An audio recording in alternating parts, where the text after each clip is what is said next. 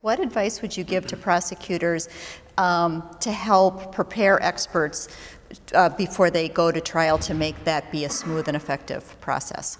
I think early on there has to be a clarity that I do understand their case and have an opinion that's relevant. It doesn't have to agree with them, but it has to be relevant. It may help them decide not to prosecute. It may also help them decide very much that they have a case to proceed with. And then it has to be very important for the prosecutor to really even share their weak spots with me. I have early in my career been burned by a prosecutor or two who kept a secret. And then on the stand, I suddenly was exposed that I knew nothing about that line of thought. So I think it has to be a very open discussion, and I have to come to a conclusion based on my best medical opinion and not by a totally slanted opinion that does not share all information. So I urge openness about documents, openness about all the material at hand. And if we work together, we also have to talk about the finances and the time restraints. And that may lead us to targeted initial reviews. And as long as I have free access to explore beyond that, based on how I see the case developing. The thing that's been the most helpful for me is to be reminded that one answers the question in the simplest way, with the least amount of jargon, and without extraneous information that's not needed. So to focus us on just answering the question at hand. And I think it's also important, we as physicians are not actually in the business of trying to put everybody in jail. And so I think it's important to come into a courtroom to present the facts as they are, without a hidden agenda and without a particular axe to grind. I think we need to come in, state the facts that are in a impartial and dispassionate way. And for some of us, that's harder than for others. So I think it's important for prosecutors to sort of reel us in a little bit and keep us on track in terms of just answering the questions, just presenting the medical facts, and not necessarily editorializing our opinions.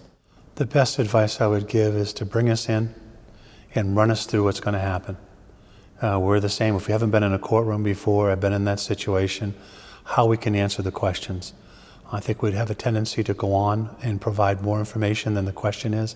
Practice about the question, the information. Practice in a way that's going to be helpful for the prosecutor, get the information out to help the older victim. What's legal to say, what's not, to help me understand what I might think, what I might feel, as opposed to what I know. Help me to take a look at my documentation. Is it up to par? And if it's not, what it is I can say about it or not. What I can reference. There may be a lot of things that I know, but what within the court and prosecution stream, what can I reference? Is there documents I have that I can talk about? Is there things that I've heard? What's hearsay, what's not? I wouldn't assume that we've been in a courtroom, and I wouldn't assume that we've had practice and are comfortable with this. It's like anything else. If it's new, it's always helpful to have someone run it through it so that we know the standard to which we need to testify and respond to, as opposed to being not much of a help because we keep going down roads that we shouldn't do. And how about someone like you that's actually been asked to testify as an expert witness at a sentencing hearing, for example? Again, how could a prosecutor help prepare you or another similar expert witness for that purpose? They were able to give me an outline when I said, well, this is what I can talk about, the dynamics, how it affects people. They were able to work with me on my outline in the short period of time that I have when I'm testifying and sentencing. What are the points that I need to hit? What are the points in the dynamics? What are the points in all of the issues that we know in elder abuse that are specifically related to this case and in this sentencing? It was invaluable to me. And every step of the way I learned again, none of us know it all. We always make mistakes, we always want to get better, but there's always something that we can learn. And law enforcement and prosecutors have been some of my biggest teachers. It was very helpful in that you talked to me both about the general points that we were going to be trying to make and what we were expecting the defense might question.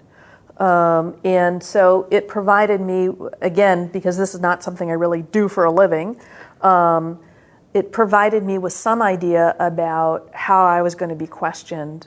And it gave me the mental preparation for how folks might be coming at me, what I needed to be very clear about, what might need clarification for the jury, and those sorts of things.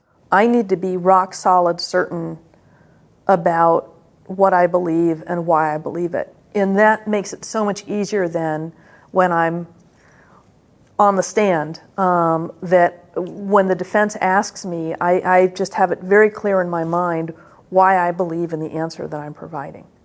You were very consistent in using plain language and talking regular talk when you describe what happened. You weren't using fancy medical terms that people didn't understand. It was like you were sitting there in the witness stand looking to the jury and telling them the story in a way that they understood. And I think that was incredibly effective.